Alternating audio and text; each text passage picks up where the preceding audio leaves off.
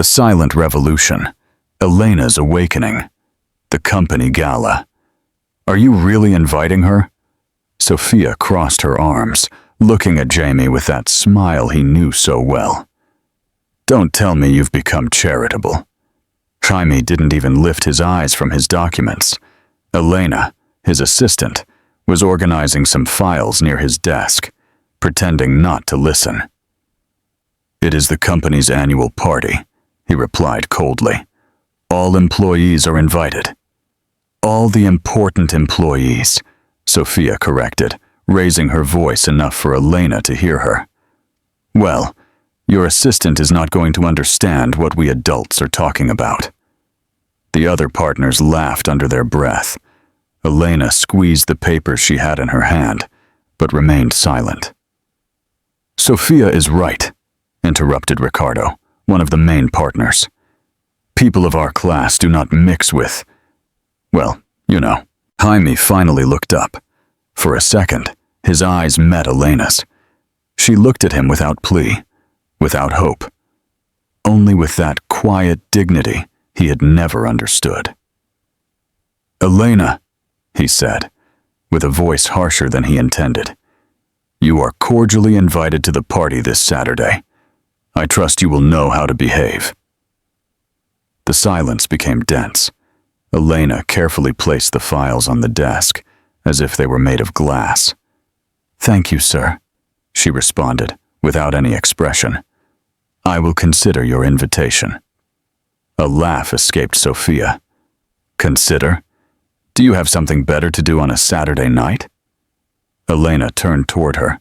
Her dark eyes flashed for an instant. I always have options, Miss Sophia. Simply, some are not worth my time. Sophia's smile froze. The partners exchanged uncomfortable glances. Well, Jaime murmured, clearing his throat. Then, matters settled. Elena gathered her things without haste. When she reached the door, she stopped.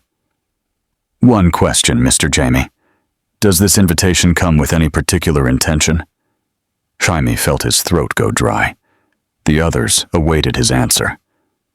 We just want everyone to have a good time, he lied. Elena nodded slowly. I understand. Have a good afternoon. The door closed softly behind her. Sophia burst into laughter. My God, did you see her? Like an offended queen. It's going to be fun, Ricardo added, seeing her try to fit in with us. Jaime said nothing.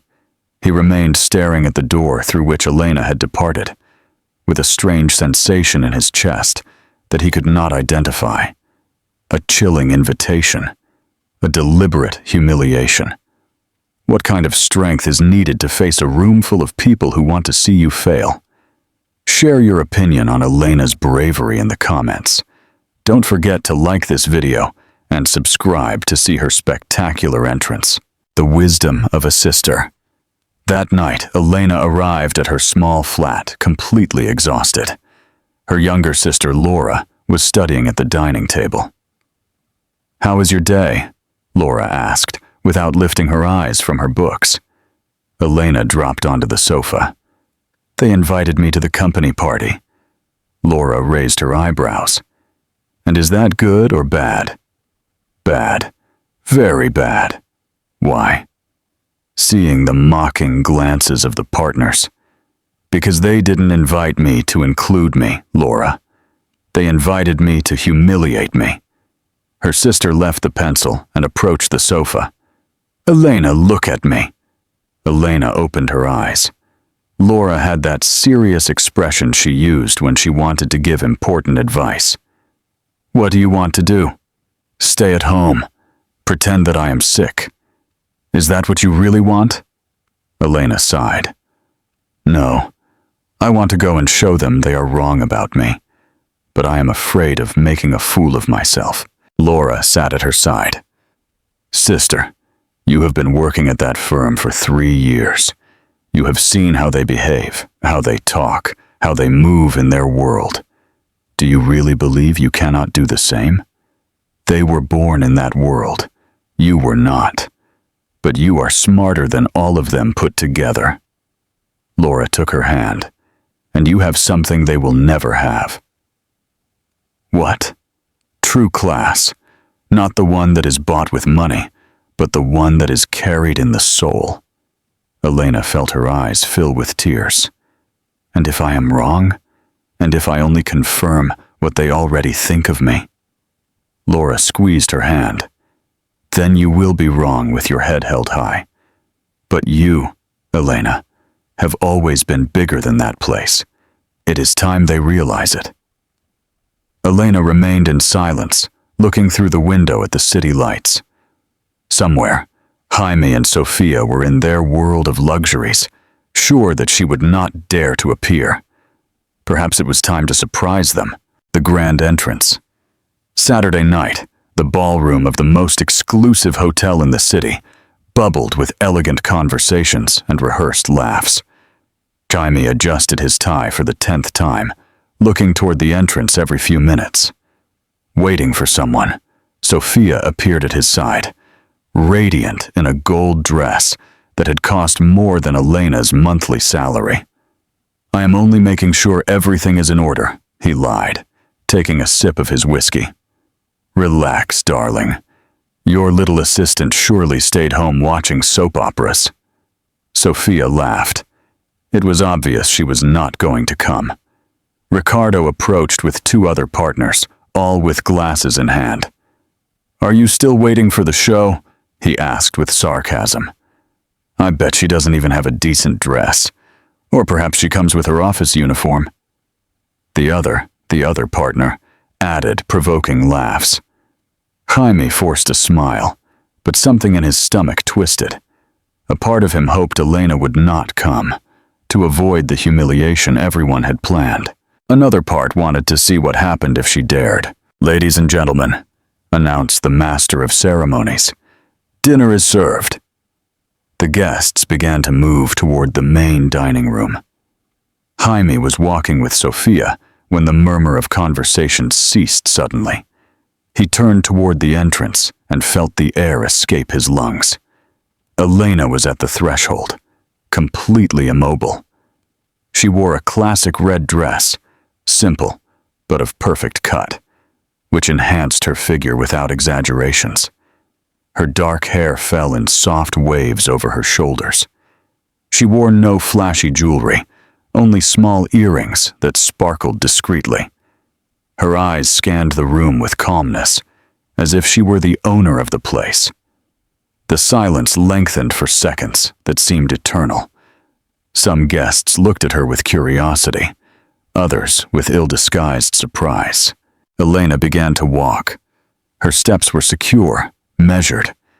She did not look at the ground, nor did she seem nervous. She moved as if she had been born in opulent ballrooms. My God, whispered someone behind Jaime. Who is that woman? Sophia had turned pale, her hand clutching Jaime's arm. It's, she murmured. It's impossible. How can she look like that? Elena approached the main group. When she stood in front of Jaime, she gave him a slight nod. Good evening, Mr. Jaime. Thank you for the invitation. Her voice sounded serene, polite, none of the shyness she showed in the office. Elena, Jaime could barely articulate her name. You look different. She smiled, and that smile completely transformed her face. Different? I only put on a dress, Mr. Jaime. Nothing more. Ricardo coughed uncomfortably. Yes, well, what a surprise to see you here. Surprise? Elena looked at him directly. Were you not expecting me to come, Mr. Ricardo? No, of course, yes. Sophia interrupted, regaining her composure. Ricardo means that we are delighted that you are here, although I must say the dress sits on you interestingly. Did you buy it especially for the occasion? The venom in her voice was evident, but Elena did not flinch. Actually, I have had it for years. Sometimes, simple things are the most elegant, don't you think? Of course, Sophia replied with a forced smile. Although I suppose for someone in your position, it must be difficult to know exactly what to wear for these events. You are right, Elena nodded. Fortunately, elegance is not bought with money. Or as it had, oh no. A murmur ran through the group. Several guests had approached to listen to the conversation. Elena had responded to Sophia's attack without raising her voice, without losing her smile, but her message had been clear. Jaime observed the scene as if hypnotized. This was not the shy and silent Elena of the office. This woman had a presence that embodied the space, a confidence that did not need to shout to be noticed. "Elena!" A voice behind her. Everyone turned. An older man, elegantly dressed, approached with a genuine smile. "Mr. Dubois." Elena's face lit up. "What a surprise to see you here." "My dear Elena." The man gave her 2 kisses. "When I saw your name on the list of guests, I could not believe it. Do you work with these gentlemen?" Jaime frowned. Pierre Dubois was one of the most important investors in Europe, an occasional client of the firm. "I am Mr. Jaime's assistant," Elena responded with naturalness. "Assistant?" Dubois looked at Jaime with surprise. "Do you know who this young woman is, Jaime?" Elena was the coordinator of the literacy program we financed in Madrid 3 years ago. Her project helped more than 1,000 migrant families. An extraordinary woman. The group remained in complete silence. Elena only smiled modestly. "It was an honor to work on that project, Mr. Dubois." "And she spoke perfect French," the man continued.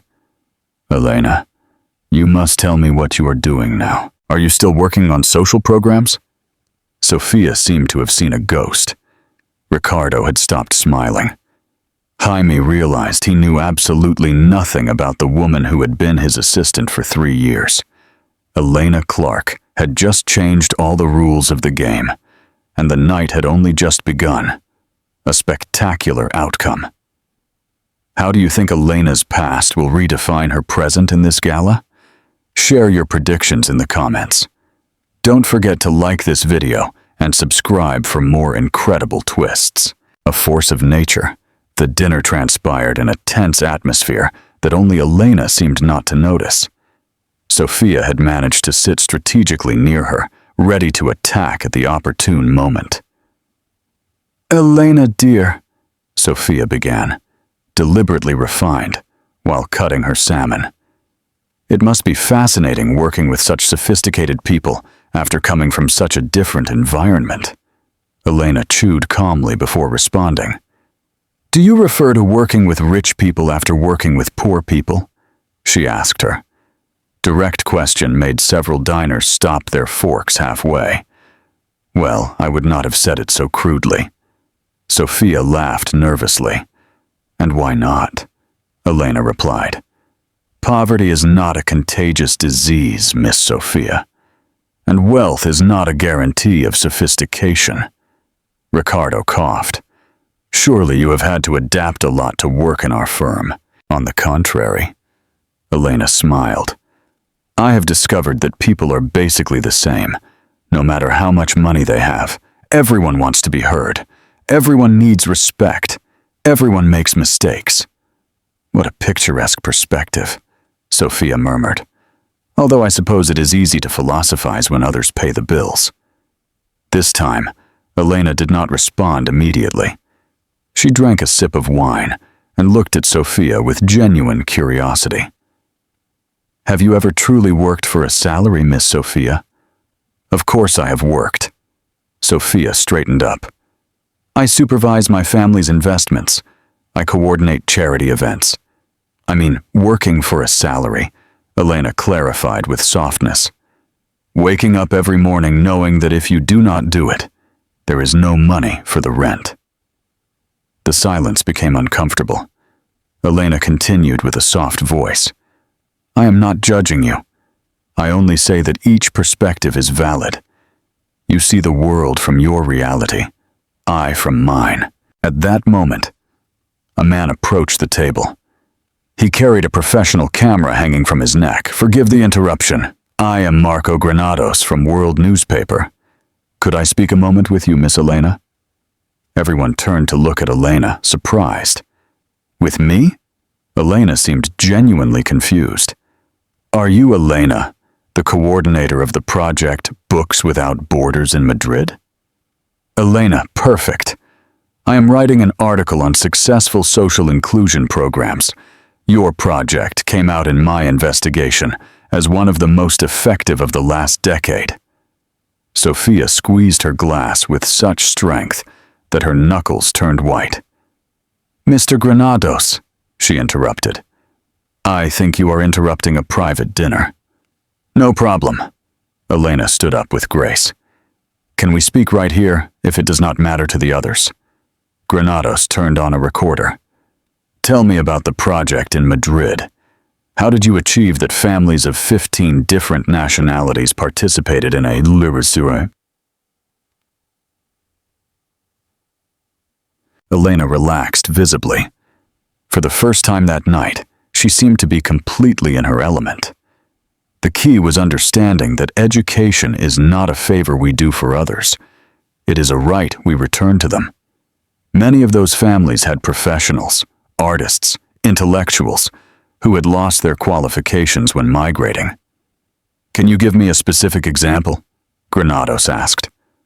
"There was a man, Omar, who had been a professor of literature in Morocco.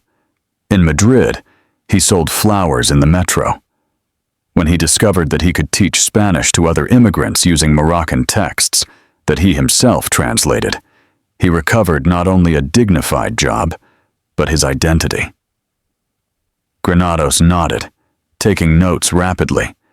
"The aspect of the language. I understand that you coordinated sessions in Spanish, Arabic, English, and French.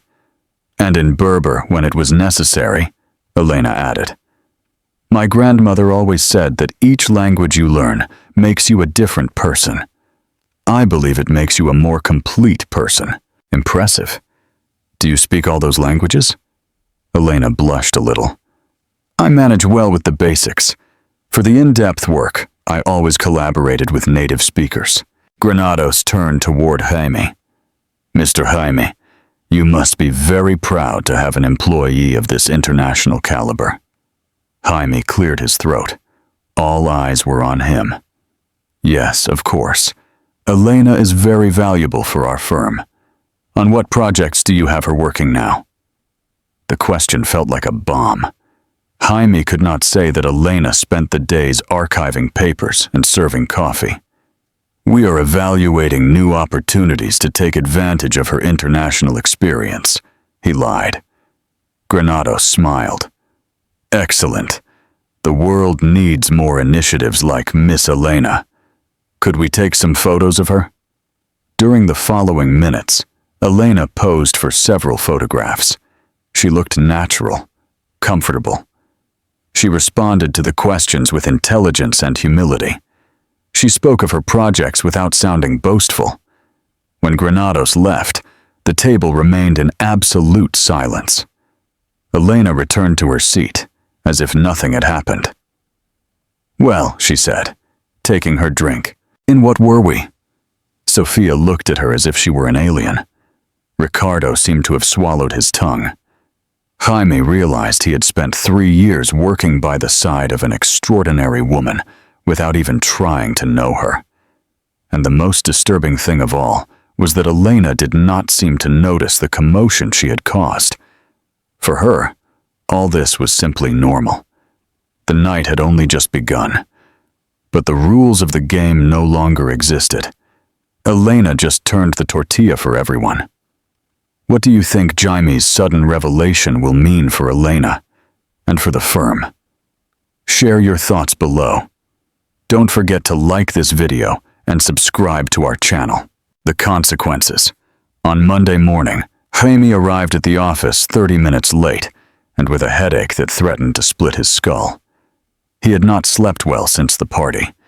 The images of Elena in that red dress, speaking with naturalness in front of the cameras, repeated in his mind like a scratched record. His secretary, Marina, was waiting for him with a pile of messages and a strange expression. "Mr. Jamie, do you need to see this?" she said, handing him her tablet. On the screen, a YouTube video showed Elena entering the ballroom of the hotel. The title said, "Assistant who conquered the elite. Her story will impact you." It already had more than 200,000 views. How the hell? Jamie sank into his chair. The video went viral last night. It is on all social networks. The complete interview also came out in world newspaper. Jamie played the video. The camera captured to perfection the moment in which Elena entered the hall and the silence that followed it. Then it showed fragments of her interview with Granados, where she spoke of social projects with evident passion. The comments were overwhelming. What an incredible woman. I wish there were more people like her. Look how the rich people look at her. They die of envy. She does have true class. Did you see the face of the blonde? Ha ha, pure poison. Jaime's phone rang. It was Ricardo. "Jaime, did you see the disaster? We have to talk. Now." 15 minutes later, the 4 main partners were gathered in the boardroom. The atmosphere was heavy. "This is a catastrophe." Ricardo walked from one side to the other. "Our firm looks like a nest of elitists who exploit their employees." "The phone has not stopped ringing," added David, Sophia's father, a main partner. "Journalists, activists, even some clients asking what is happening. And all for your brilliant idea of inviting the servant." David spat. "What were you thinking?" Jaime squeezed his fists. "Elena is not a servant. She is our executive assistant." "Executive assistant?" Ricardo let out a bitter laugh. "Since when does serving coffee make you an executive? Did they know that she speaks 5 languages? That she coordinated international projects before working here?" Jamie stood up. "Did you bother to read her resume even one single time?" "Her resume?" David looked at him with contempt. "Jaime, we hire people like her to do the dirty work, not so that she gives us lessons in morality." At that moment, the door opened. Sophia entered like a hurricane, with red eyes and smeared makeup. "This is a disaster," she shouted. "They are humiliating me on all the networks. There are memes of my face, Jaime." "Memes?" She dropped dramatically into a chair. "My friends do not talk to me. My stylist says that it is better that I change my image because mine is already burned, all because of that woman." "Sophia, calm down." Jaime tried to touch her shoulder, but she pulled away. "Do not touch me. This is your fault. You invited her. You permitted that she humiliated us." Ricardo took advantage of the moment. "Jaime, we have to take drastic measures. The image of the firm is at stake." "What type of measures?" "Obviously, Elena has to leave today itself." "Fire her? For what reason?" "You need a reason." David reclined in his chair. "Find something. Delays, errors in documents, whatever. But if you fire her now," intervened Sophia, drying her tears, "it is going to be counterproductive. The media will assemble an even greater scandal." David smiled maliciously. "Not if we do it well. A review of her work, some conveniently discovered errors, perhaps problems of attitude. These things take time." Jaime looked at those men whom he had considered his partners, even his friends. In their faces he saw something that he had never noticed before. Fear. Fear that someone like Elena could expose them for what they truly were. "No," he said in a low voice. "Forgiveness? No, we are not going to fire Elena." Ricardo straightened up. "Jaime, do not be naive. This woman is destroying our reputation." "Our reputation or our hypocrisy?" The silence was tense. Sophia looked at him, narrowing her eyes. "Do you like that woman, Jaime?" The question fell like a slap. Jaime felt all eyes on him. This has nothing to do with personal preferences. Well, prove it. David leaned forward. Prove that your loyalty continues with us. Jaime looked through the window. Outside, the city followed its normal rhythm. But inside that office, something fundamental had changed. He could no longer pretend that he did not see the cracks that had always been there. His phone vibrated. A text message from an unknown number. Mr. Jaime, I am a journalist from TVE News. Could we talk about Elena and the labor conditions in your firm? Jaime turned off the phone and looked at his partners. I need time to think. We are running out of time, Ricardo replied. Or she goes, or this is going to worsen a lot. While he was leaving the boardroom, Jaime could not stop asking himself how he had ended up there. A week ago, his life was predictable, comfortable. Now, he felt that he was standing on the edge of a precipice, and someone had just lit the fuse of a bomb. The problem was that he no longer knew if he wanted to extinguish the fuse or simply jump. A CEO faces a moral dilemma, forced to choose between reputation and integrity. What would you do if you were in Jaime's place? Caught between the sword and the wall. Share your ethical ideas in the comments. Don't forget to like this video and subscribe to see the exciting outcome. A necessary apology.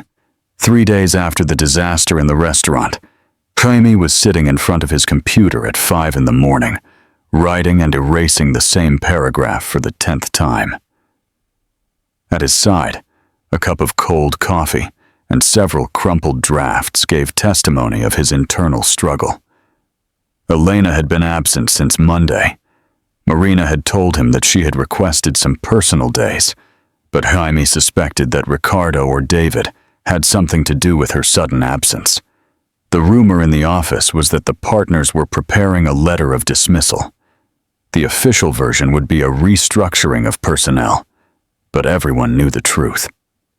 Jaime finished writing and reread the document one more time.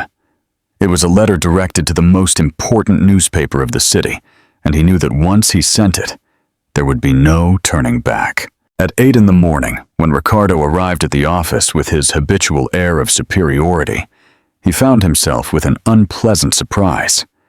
His assistant handed him the morning newspaper with a worried look. On the page of opinion, with a photo of Jaime, appeared an article titled, "A Necessary Apology and a Pending Reflection." Ricardo read the first lines and felt that his blood froze. As a founding partner of Sterling and Associates, I feel the need to direct myself publicly to an exceptional employee and to society in general to offer a long overdue apology. Elena has worked in our firm during 3 years. During that time, my partners and I treated her not as the capable professional that she is, but as a second-class employee whose only function was to facilitate our daily work. The scandal of last week was not caused by Elena. It was caused by our incapacity to recognize the talent that we had in front of us. It was caused by our arrogance of class, our social blindness, our comfort with a system that benefits us at the cost of keeping others in positions that do not reflect their true capacities. Ricardo ran to Jaime's office, but found it empty. His assistant explained that he had arrived early. He had left some documents and then had departed, without saying when he would return. Ricardo's phone rang. It was David. "Did you see the newspaper?" Jaime went completely crazy. "I am reading it now. This is a disaster. He is sinking us. Do you know how many clients have called this morning, asking if it is true that we discriminate against our employees?" Ricardo followed reading. Elena does not need us to defend her. Her achievements speak for themselves, but we do need to defend ourselves, from the moral mediocrity that permits us to sleep tranquil while we waste talent for prejudices of class. Therefore, with effect from today, Elena will be promoted to coordinator of special projects, with the salary and the responsibilities that she always should have had. Also, I announce my temporary retirement from the daily operations of the firm to reflect on the type of company that we want to be, and the type of people that we want to be." "He is crazy," David shouted through the phone. "Coordinator of special projects? He is giving her a position that does not even exist." Wait, there is more. Ricardo followed reading. "To Sophia, who during years was my sentimental partner, and with whom I believed that I shared a future, I tell her that love cannot be built on the basis of contempt for others. Your reaction last week showed me a side of you that I had denied. To my partners, I remind them that a company is not only a business, it is a reflection of our values as human beings. And to Elena, I ask forgiveness for the 3 years lost, for not having seen what all the others saw from the first day. That you are an extraordinary woman who deserves much more than what this place has given you." Ricardo let fall the newspaper. His phone continued ringing. David continued shouting through the phone, but he no longer heard him. Meanwhile, in a small cafeteria in the center of the city, Elena read the same article. With trembling hands, Laura was sitting in front of her, observing each expression of her face. "What do you think?" asked her younger sister. Elena folded slowly the newspaper. "I think that it is very easy to write beautiful words when you do not have anything to lose. Do you think it is not sincere?" Elena sighed. "I think that Jaime finally woke up. The problem is that he woke up 3 years late." Her phone started to ring. Unknown numbers, one after another. Journalists, television producers, social organizations. Jaime's article had converted Elena into a symbol. Will she like it or not? "Are you going to return to work?" asked Laura. Elena looked through the window of the cafeteria. Outside, people hurried to their jobs, each one carrying their own invisible struggles. "I do not know," she responded with honesty. "I do not know if I want to be the project of redemption of Jaime." But in the deepest part of her heart, something had changed. For the first time in 3 years, someone had seen her truly. The question was if that was enough to build something new on the ruins of the old, a public apology that shakes the foundations. Do you think Jaime's words are sincere, or is it only another calculated movement? What will Elena choose? Forgiveness or freedom? Share your ideas in the comments. Don't forget to like this video and subscribe for the unexpected path that approaches. The true value. Elena let the phone ring until it stopped. Then it rang again. And another time. In the 4th attempt, Laura looked at her exasperated. "Are you not going to answer? I am not ready for that conversation." But the phone followed ringing in an intermittent form during all the morning. Text messages, missed calls, even an email that Elena erased without reading. 3 weeks later, Elena had found some peace in her new routine. The offers of work had rained by dozens after Jaime's article. Some were clearly opportunistic, but others came from serious organizations that valued her real experience. She had accepted a temporary position to coordinate a program of digital literacy for elderly people. It did not pay much, but it gave her the freedom to do what truly mattered to her. Jaime, as she had read in the newspapers, had fulfilled his word. He had retired temporarily from the firm and was involved in several projects of free legal education for low-income communities. Elena had seen his photo in an article about a program of legal assistance in humble neighborhoods. He looked different, thinner, less polished, as if he had changed his designer suit for something more real.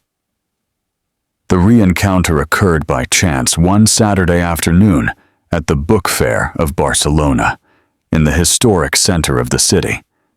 Elena was at the stand of an independent publisher, browsing a book about educational programs in Latin America.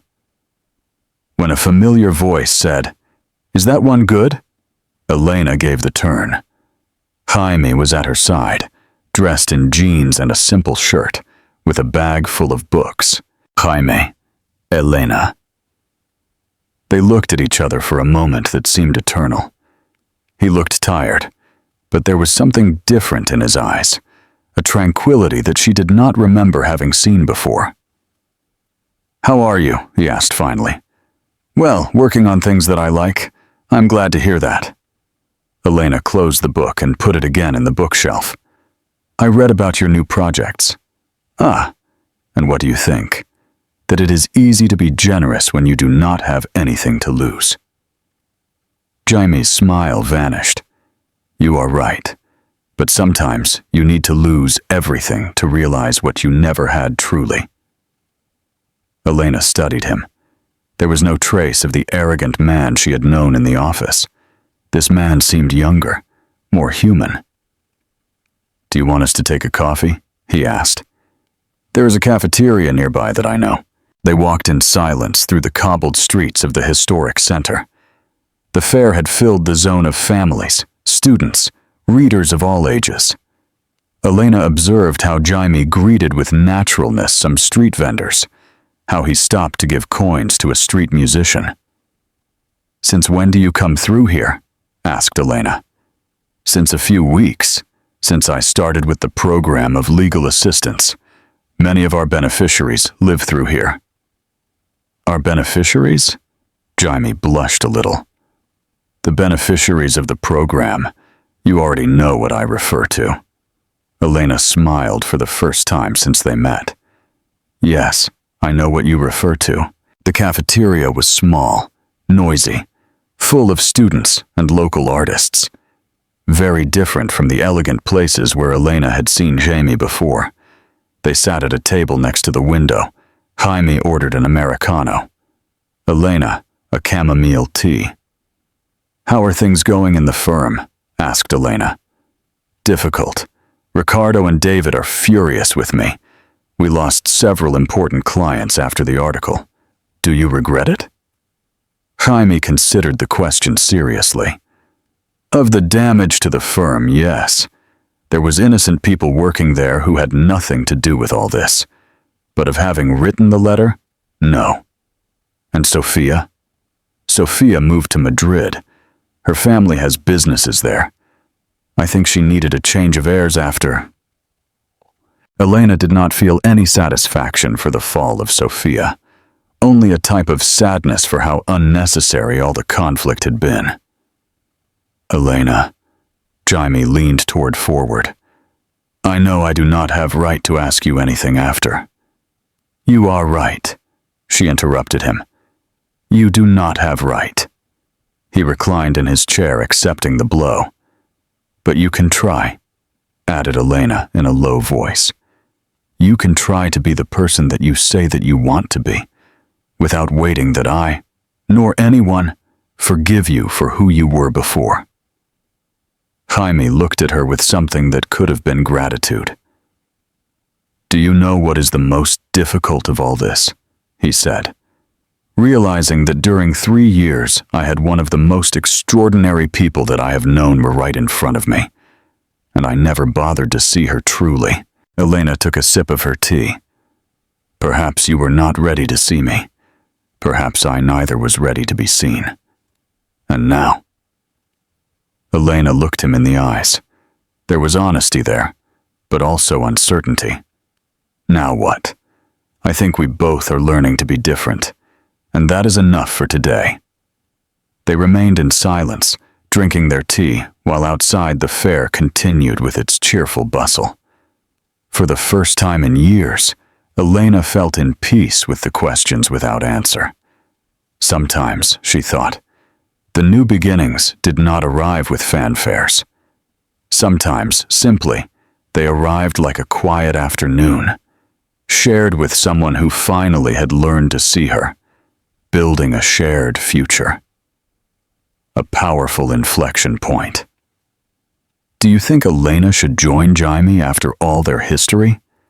What is the true meaning of seeing someone? Share your ideas in the comments. Don't forget to like this video and subscribe for the beautiful culmination. a legacy of respect. 2 months after that encounter in the fair, Elena received an unexpected call. It was Jamie, but his voice sounded different, less secure, more human. More, "Elena, I know this can sound strange, but would you like to help me with something?" Elena was organizing materials for her class of digital literacy when she answered the phone. "Help you with what?" "The program of legal assistance is not functioning as I expected. People do not trust in us, and I think I know why." Elena stopped. "I listened to you. We follow acting as if we were saviors that descend from our ivory towers. Could you gather with me? Only to talk, to help me understand what I am doing wrong." Elena looked through the window of her small, temporary office. Outside, some of her older students practiced sending text messages in their new phones, laughing of their own errors. Where? How about in the same cafeteria of the last time? Tomorrow at 3? There I will be. The next day, Elena arrived a few minutes before. Jaime already was there, but he was not alone. 3 people accompanied him. An older woman, a young man with a work uniform, and a teenager of no more than 16 years. Elena. Jaime stood up when he saw her. "I would like to present you to Mrs. Davis, to Liam, and to Chloe. They came to tell me why our program does not function." Elena sat down, intrigued. Mrs. Davis spoke first. "Miss Elena, my grandson talked to me about you. He says that you teach to use the computer without making us feel fools." "You are not fools at all," responded Elena. "Only you are learning something new." "Exact," interrupted Liam. "But when we went to the office of Mr. Jaime for my problem with my boss, they made us fill like 10 papers, and they talked to us in words that we did not understand." Chloe nodded. "They put us appointments at 10 in the morning when my mom is working, as if we did not know that poor people cannot simply miss work like that." Jaime seemed genuinely embarrassed. "For that, I invited them to talk with Elena. She understands these things better than I." Elena looked at the 3 people and then at Jamie. "Can I ask them something? What would they need so that the legal assistance truly helps them?" Mrs. Davis animated herself. "That it be in the afternoons or the weekends, and in places to which we already go, like the health center or the school of the neighborhood. And that they explain things to us like normal people," added Liam. "Not like if we were illiterates, but neither like if we were lawyers. And that they understand that sometimes the legal problem is only a part of the real problem," said Chloe. "My mom needs a divorce, but also job."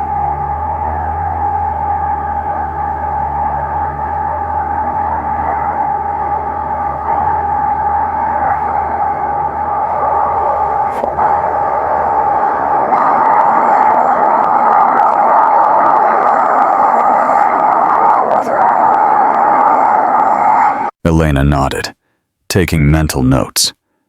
And if there were a person who knew both the legal problems and the other problems, someone who could help them connect with the different services?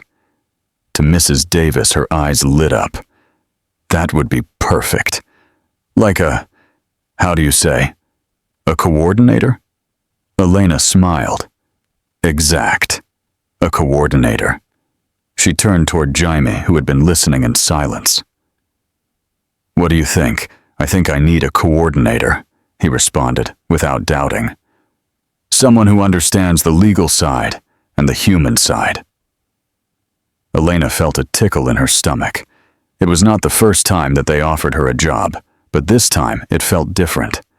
This time, she felt that the offer came from someone who truly saw her. "Are you offering me a job? I am asking you that you teach me to do this well.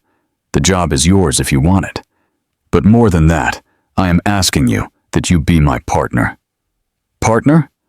The program needs someone who takes the important decisions, someone who understands the people that we want to help. I can be the lawyer, but you would be the director." Elena looked at Mrs. Davis, at Liam, and at Chloe. In their faces, she saw a genuine hope, not the false gratitude that she had learned to recognize in so many social programs, well-intentioned but poorly executed. "Can I think about it?" "Of course, think about it." After the others left, Elena and Jaime stayed alone in the cafeteria. "Why me?" asked Elena. "There is people with more experience in legal assistance." Jaime looked at her directly to the eyes. "Because in 3 years of working with you, I never saw you treat anyone like if they were less than you. Not even me when I behaved like an idiot." Elena felt that something agitated in her chest. "Jaime," she started. "I know I do not have right to ask you that you trust in me after all that happened, but I think together we could do something really good, something that matters." Elena stayed in silence for a moment, looking at her hands. "Do you know what is the most difficult of all this?" "What?"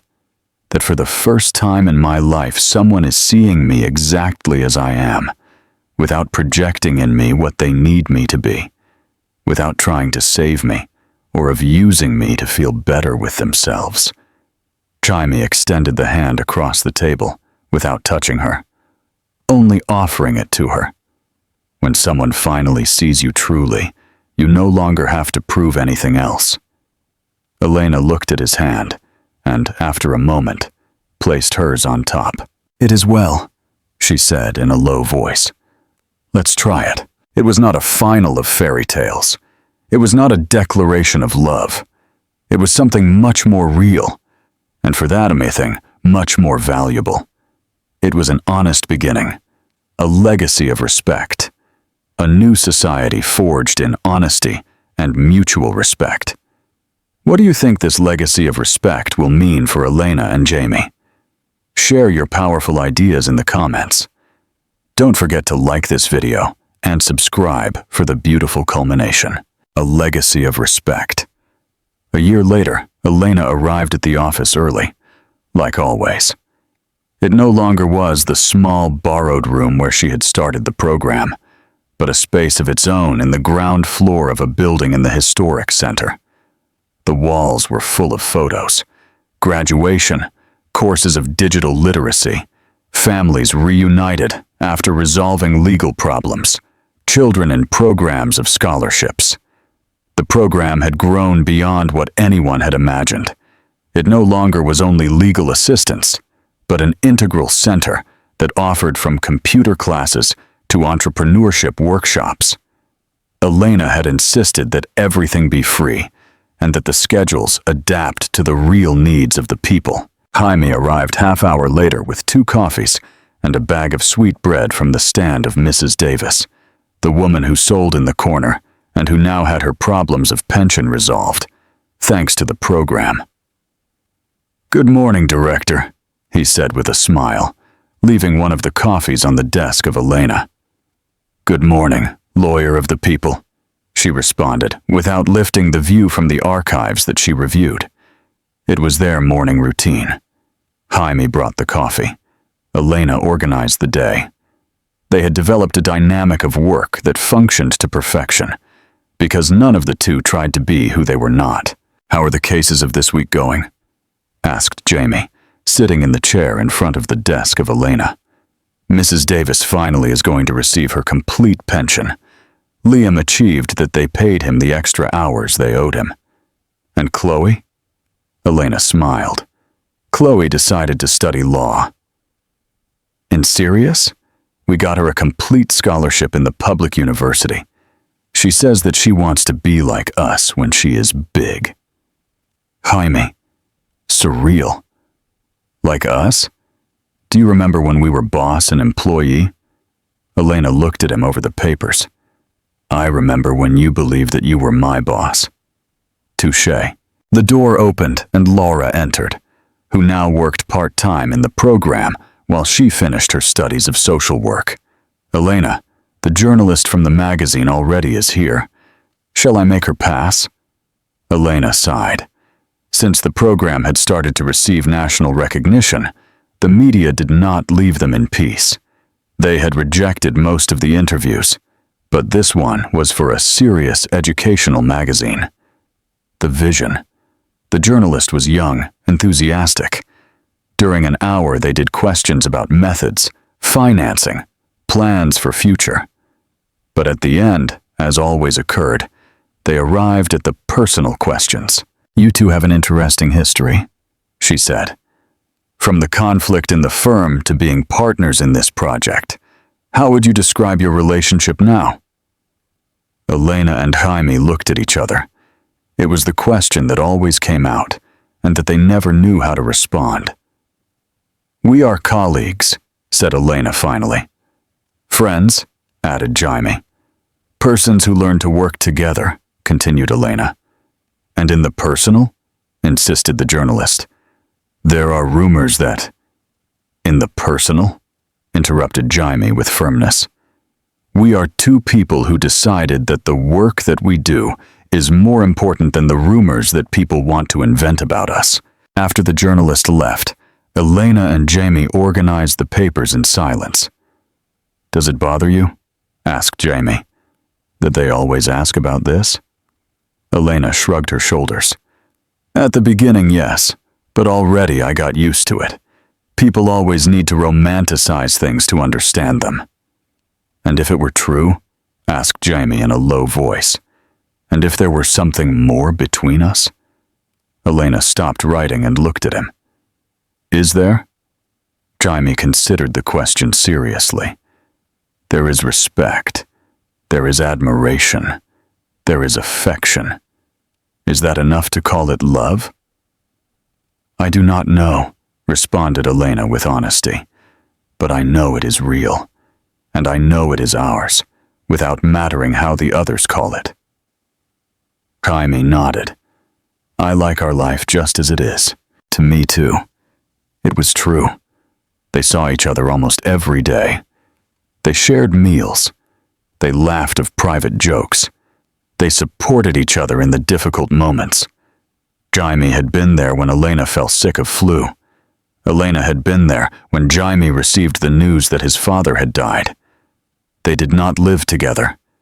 They did not have plans of marriage. They did not come out in romantic photos in the social networks. But they had something that many official couples never achieved. They saw each other by complete. They respected each other deeply. And they had built something important together. The world followed being competitive, elitist, unequal. But inside their small space, they had created something different. They were not trying to change the world entire. They were simply living in a form more honest inside of it. And at the end of the day, when they closed the office and walked together toward the station of metro, Elena knew that she had found something that she never had searched, but that she always had needed. Someone who saw her exactly as she was. And that decided. It was enough. Did you like the story of Elena and Jaime? This story reminds us that sometimes the most beautiful endings are not the ones we expect, but the most real ones. Elena did not need a prince to rescue her. She rescued herself with dignity and strength. And Jaime learned that true power does not reside in money or social position, but in knowing how to recognize and value the extraordinary people that surround us.